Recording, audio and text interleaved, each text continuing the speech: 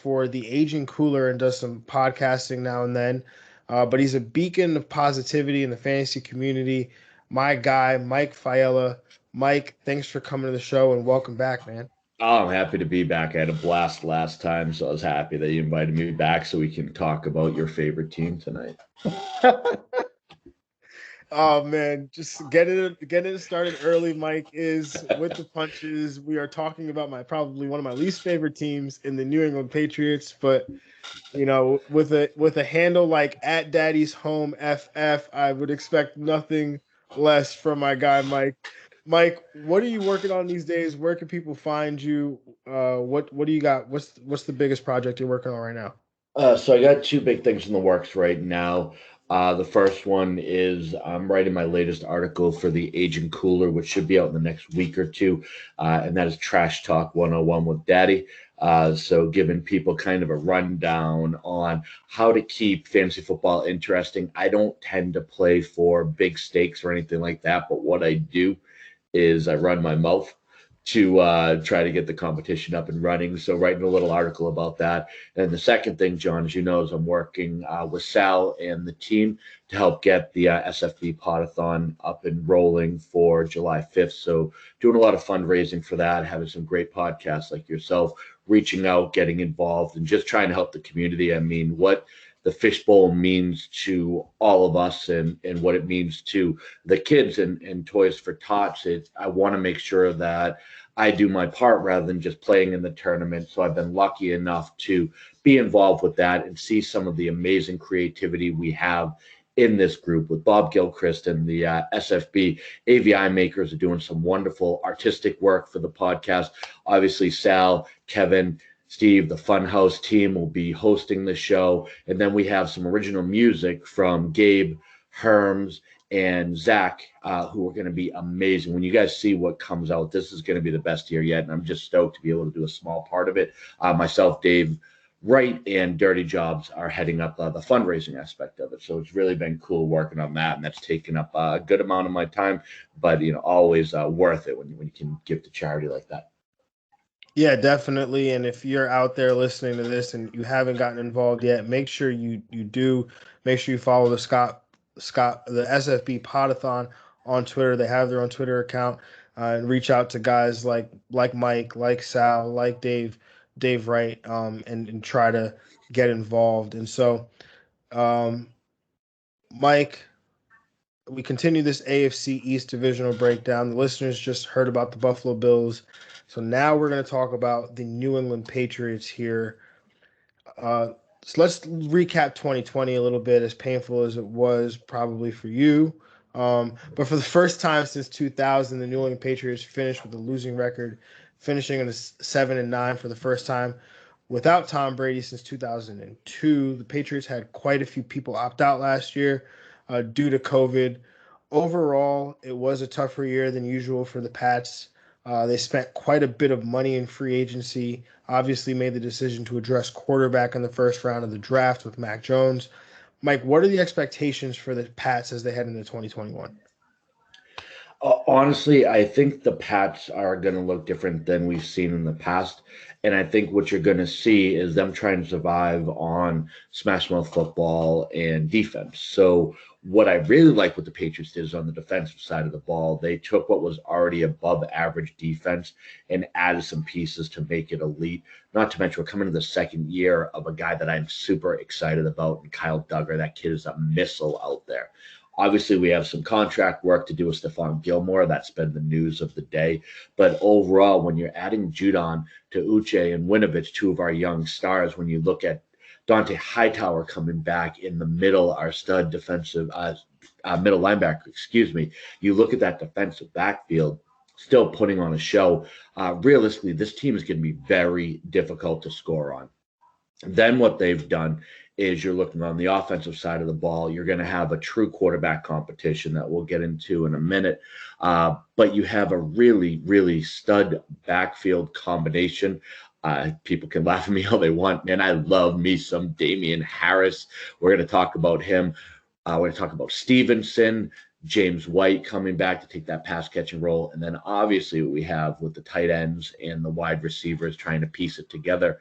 there's some promise that this offense can do enough to get a winning record and get into the playoffs just because that defense is going to be so stout.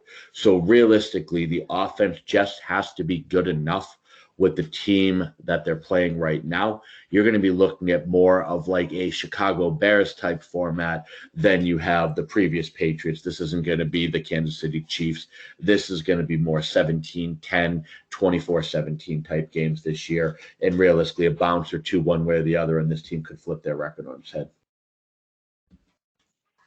Yeah, I mean, you definitely don't want to count Bill Belichick out, him and his coaching staff. Obviously the best in football.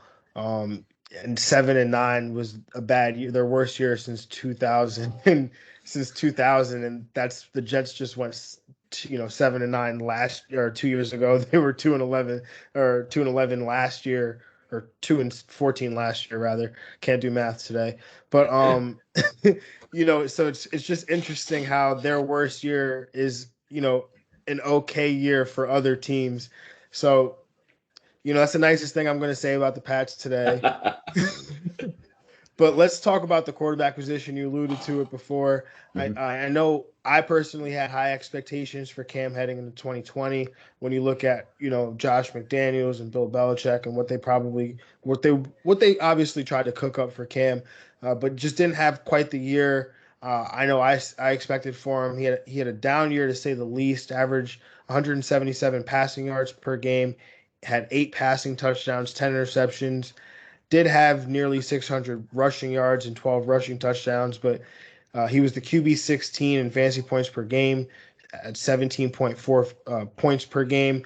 Then obviously you enter in Mac Jones, who the Pats drafted with 15th overall. Hard to tell who the Pats starting quarterback is, because obviously I can see it going both ways. These guys are going quarterback 32 and QB 33 respectively, according to 4for4's aggregated ADP. Mike, is this quarterback a situation that you're even targeting, or are you just steering clear of the situation? It's a tough one, right? So I think based on where they're going in ADP, I like them from a standpoint of the Patriots quarterback will outscore the ADP of QB 32. The problem is that you're spending 2 draft picks to make that happen. You're really looking at getting Cam Newton and Mac Jones on your roster. So while it's not early picks, you're giving up 2 of those mid-round picks to make that quarterback situation happen. So I like them as late flyers because I do think that what you're going to get is a QB2 combination, if you will, right? You're going to get those 2 guys, and obviously you're going to know who's starting every week. But if you start the Patriots QB, let's say you were playing in a team QB league, you're looking at a QB2. So I'm not staying away from it. It's not something I'm targeting, but I tend to be falling into it a little bit. And I actually, believe it or not, just picked up the combination this morning. I play with Dave Kluge, who's a Bears fan, and I actually just moved Justin Fields for Mac Jones, Cam Newton, and a 2022 first. I'm already stacked at the quarterback position, so Fields was more of a luxury pick for me. So I do like having them on a flyer type move, but it's not someone that I'm actively going out and getting. However, play your cards right. Something like in the fishbowl, if you hit right, you're going to get really good return on investment at that position. Yeah, I mean, I definitely see what you're saying, and I kind of have those, the trepidations that you're talking about, where, I don't know which one of these guys it's going to be each week, because sometimes we have to tell ourselves these stories, and I could legitimately see a world where they're just shuttling these guys in and out, and Cam gets all the work down in the red area or in short yardage situations, and Mac Jones is playing in those games where maybe they're playing the Chiefs and they gotta play catch up, and you want to throw the ball. So I could see it going so many different directions. Bill Belichick, I'm not putting anything past that man. Mm. So definitely from a team quarterback perspective, Scott Fishbowl perspective, even best ball, as you were talking about it, maybe these guys are underrated that way as well, because like you're saying, the Patriots quarterback is going to be a QB2. Another situation where I have a little bit of questions and just slightest bit of trepidation is how do you attack this running back situation? I mean, you alluded to it at the top, but Damian Harris was the RB39 last year in fantasy points per game, averaging 9 PPR points per game. Sony Michel was the RB48 last year with 8.4 fantasy points per game. James White, RB49 with 8.3. Harris is currently going off the board as the RB35 in terms of ADP. James White going off the board as RB51, and Sony going off the board as the RB58. Then you enter rookie Ramondre Stevenson, who's going off the board as the RB62. What the hell are you doing with this running back situation, Mike? I'm picking up Damian Harris. The fact is that you hit on why I love Damian Harris. He came in as a low end RB3, scoring 2 touchdowns. He also only got 6 carries in one game, 10 in another, and then 2 with 11. So you're talking about a minimal amount of volume for a guy who is essentially a redshirt freshman, if you will, not seeing the field at all his rookie year, and was dealing with the quarterback who had 10 rushing touchdowns last year, all points that could have gone to Damian Harris. So when you take what is available to him and what I think will be the long-term outcome, which is what I care about. I mean, I care about the playoffs far more than I do week 1. I think Mac Jones is our quarterback late in the year, and I think that opens up Damian Harris quite well. I think what you're going to see is Stevenson playing a lot of special teams. I don't see him seeing a lot of the field. I'd be shocked if we see many games where he has more than 4 to 5 carries. I think Sony Michel might be a guy who's on the trading block right now, and James White is obviously a third down back. So I think Damian Harris might be the cheapest true running back one on his team that you were going to find on draft day, and I'm picking him up everywhere. My standard build, I guess, if you will, is I'll take one of these stud running backs early on, and I'll avoid what C.D. Carter calls the dead zone, and then I'll start picking up guys like Damian Harris, Gus Edwards, Leonard Fournette. Like, I love living in that area from my running back 2, running back 3. So I have Damian Harris just about everywhere, and I expect him to jump up boards next year with what he's going to do, assuming that Cam Newton isn't taking all the snaps in 2021, which I don't expect him to. Yeah, I definitely agree with what you're saying. In the world where Mac Jones is the starter, Damian Harris becomes much more appealing, as does James White, because it becomes what the Patriots offense that we used to know, and that's a little bit more predictable than this Cam Newton led offense in terms of this touchdown distribution, and how these players are going to be utilized on a week to week basis.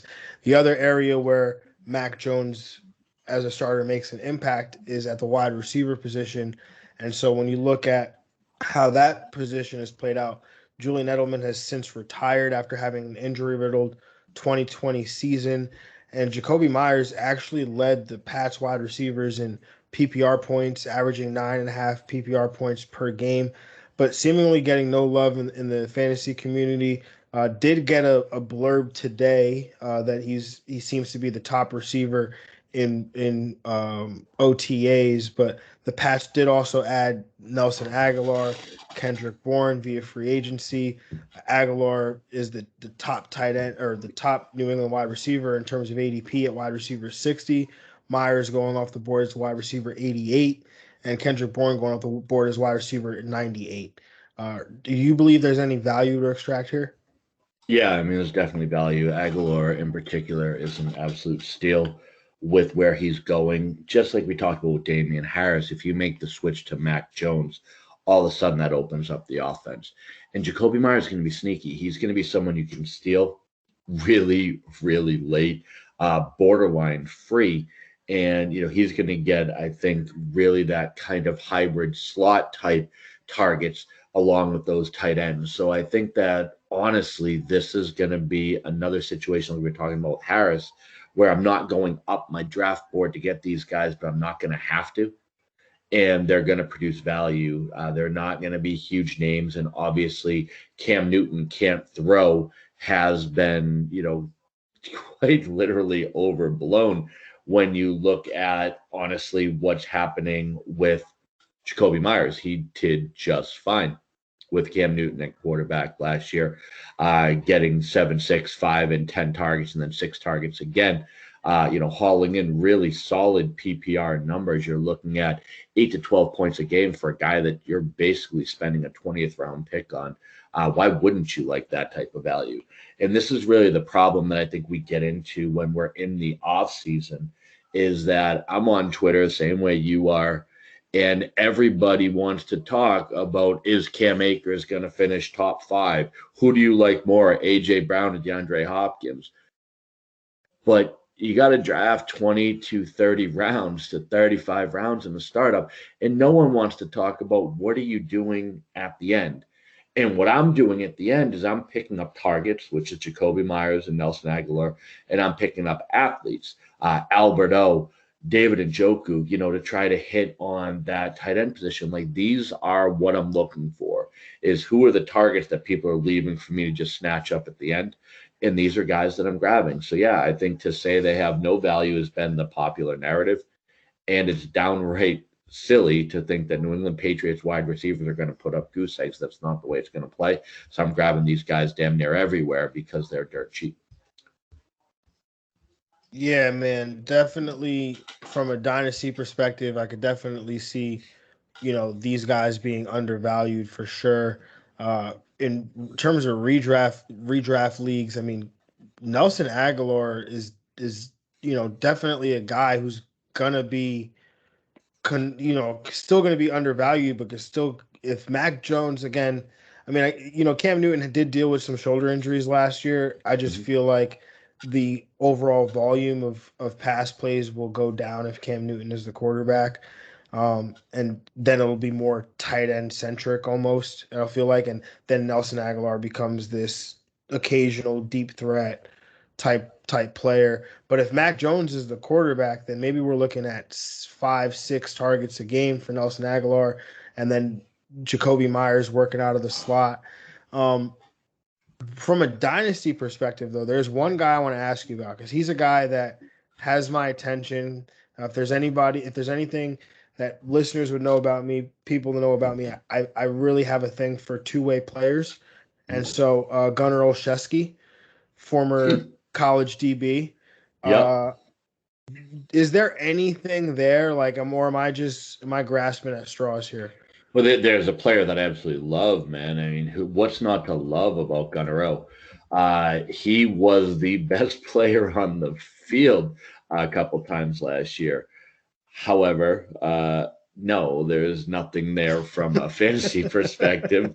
He's a tough kid. He's a solid return guy. He's going to give you some highlight film, but no, he'll never get any volume. I mean, not to mention they picked up Trey Nixon in the draft this year.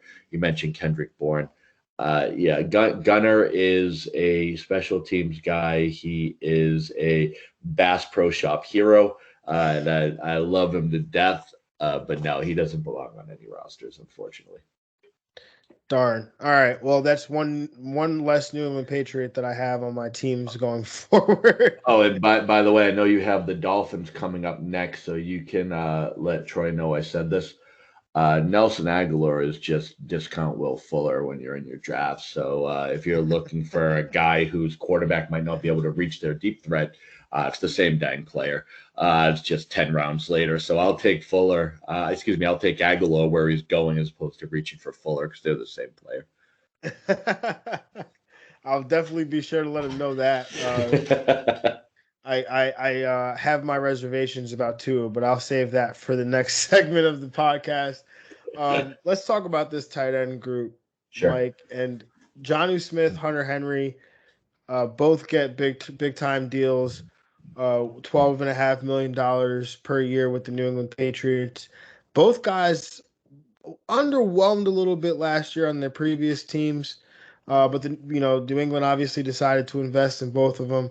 The Patriots have had success with two tight ends before, so this naturally reminds people of that. But these guys, they finished tight end 11 and 17 respectively.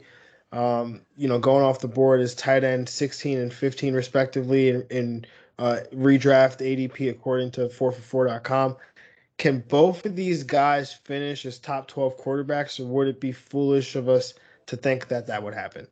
Not a chance. And by quarterbacks, it You definitely mean wouldn't tight happen. ends? By Yep. tight ends, is there a possibility that it would happen? Oh, John might be a top 12 running back with his goal line skills, but no, absolutely not. I'm trying to think of the best analogy I can give you to compare Jonnu Smith and Hunter Henry to Rob Gronkowski and Aaron Hernandez is like, rolling up to a drag race in your Hyundai Sonata and saying, hey, look, it's still a car. They couldn't be more different. I mean, you're talking about arguably the greatest tight end in history in Rob Gronkowski. And if you put aside the atrocities of what happened with Aaron Hernandez and talk about him just as a football player, this man was athletic as all get out. So honestly, I guess if you're trying to do the analogy, that would make Jonnu Smith discount Aaron Hernandez and Hunter Henry literally, like, we're not even talking a poor man, like a completely broke man's Rob Gronkowski. They're not the same. It's not even close. And then you might want to think about who was under center over those games, because it was a Hall of Fame quarterback. So let's put that out of our head first and foremost, and let's talk about what we actually have here, which is a tight end situation you have to figure out, because only one of them is going to be viable. And this is really splitting the fantasy community. So for me, as an NFL player, as an athlete, I love Jonnu Smith, but from a fantasy perspective, I am going Hunter Henry. This is a target that Bill Belichick has had his eyes on for 2 years now. This is a guy who he has plans for. I think that Hunter Henry had been the target the whole time. I think Jonnu Smith was an opportunity, but Hunter Henry was Belichick's guy. And I think what you're going to see happening is you're going to see Jonnu making those athletic routes, maybe some seam routes. I know he's a big yak guy, but I think what you're going to see is a lot of crossing routes from Hunter Henry, picking up, kind of coming underneath. And I think that's where the bread is buttered in this offense. So what I want is not the guy who is pulling the defense out. I want the guy who's sliding in underneath, and I think that's going to be Hunter Henry. I think you're going to see him get looks in the red zone.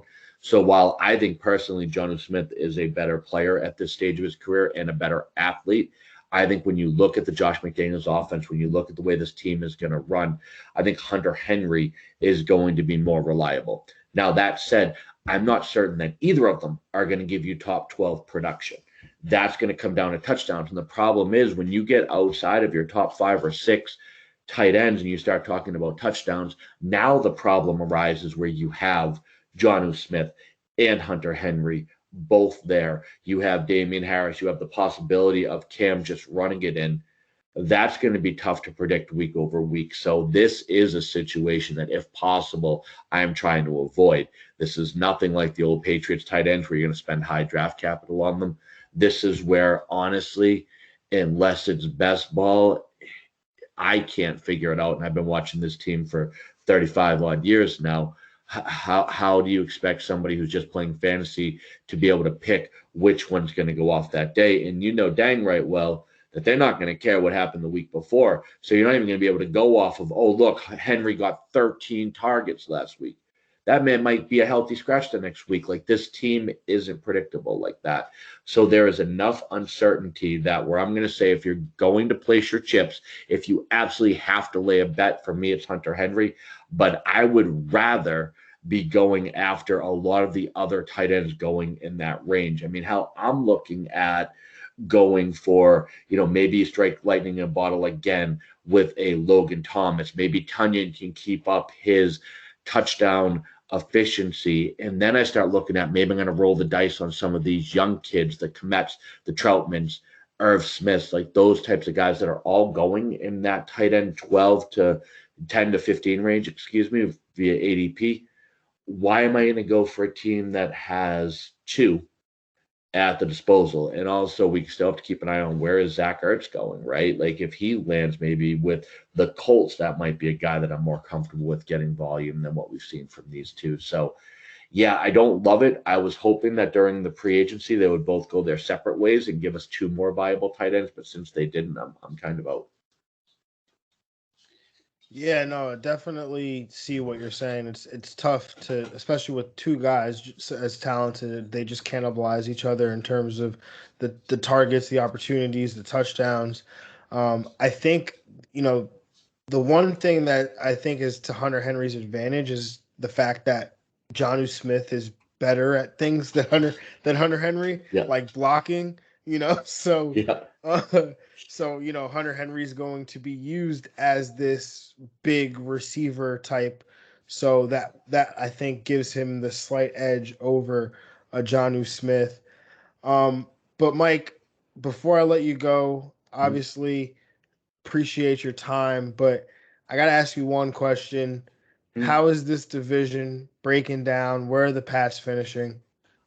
Second, the Bills will win the division again. I don't think that the Bills did enough in the offseason to be a true contender, but they'll win the East. I think that New England edges out Miami for the wild card. I think that team overachieved last year. I don't see it again. And I think the Patriots are good enough to go 10-7 or 11-6 and squeak into the playoffs this year. Yeah, definitely. That's how I have the division finishing as well. And I see, I could definitely see never putting anything past New England. Just never going to do that. Never putting that past Belichick. Even last year when they were in the midst of that season, I still thought that they were going to turn it around. Week after week, I was picking them on our show. I think it was like after like the second loss in a row, I was like, "Yep, nope, I'm out." But no, Mike, again, thank you for your time today. Again, where can everybody find you? What do where can they contribute to the Scott Fishbowl? Let everybody know about all that stuff. Absolutely. So you can find me at Daddy's Home FF, but more importantly, on July 5th, the Funhouse team, Sal, Steve, and Kevin, are doing a 24-hour podathon. They're going to bring on the biggest names in fantasy football. They're going to bring on the biggest names in the community, and they're going to be constantly looking for the help from the community. The whole point is to raise money for Toys for Tots. So what you're going to get is across the bottom of the screen, constantly being tweeted out, is going to be the link. So first of all, listen, because you're going to get a ton of strategy for Fishbowl, especially if it's your first time in. Give it a listen. If you're not even certain about the Scott Fishbowl and you want to learn about it, tune in. Because if you didn't get in, join the satellite this year. Get a feel for it. It's a funky scoring system. So you're going to get a lot of people, myself included, on camera trying to help you navigate that. And of course, you're going to get the big names as well. You're going to get a lot of people that you've seen on TV showing up for this, and it's all for charity. It's going to be right when the draft starts out. So you're going to hear a lot of people's strategy. It's going to be a lot of fun. That's going to start July 5th, I believe, at 9 a.m. Eastern time, and it's going to run all the way to July 6th at 9 a.m. Eastern. So you have plenty of time to tune in, check it out, and then obviously we roll right into the tournament. You're going to see all of the picks flying out on Twitter. It's going to be a great time. This is like fantasy football Christmas, right? So, I mean, this is the best time ever. We're looking to raise $50,000 for kids this year after raising $42,000 last year. Every little bit helps. So we want to get as many people out there as possible. So that is far and away the most important thing I'm working on right now. Definitely. So, guys, make sure you check all of that out. Make sure you check out the SFB Podathon, and make sure you tune into the Podathon as well. Fantasy Football Diagnostics. We were able to sponsor a segment that meant a lot to us here. So to be able to contribute in some capacity as well. So definitely happy about that. Mike, again, appreciate you. Appreciate you